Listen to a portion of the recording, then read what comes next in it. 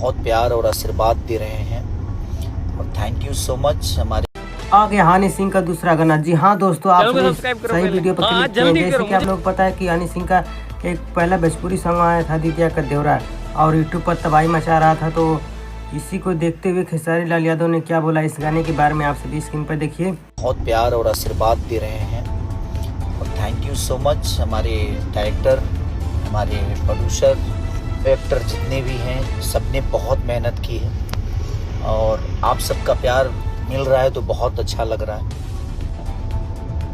मैं कोशिश में हूँ कि मैं आऊँ बिहार। अब एक बार डायरेक्टर प्रोड्यूसर जी लोग से कोऑर्डिनेट कर लेता हूँ। और हनी सिंह का दूसरा गाना भी आने वाला है, आप लोगों को क्लिप दिखा रहे हैं। और आप सभी देखने से पहले अभी हमारे चैनल पहली बार है तो चैनल को सब्सक्राइब कर लेना। चैनल को सब्सक्राइब करो पहले। हाँ जल्दी करो, मुझे पता है कि आप लोग नहीं करते वीडियो।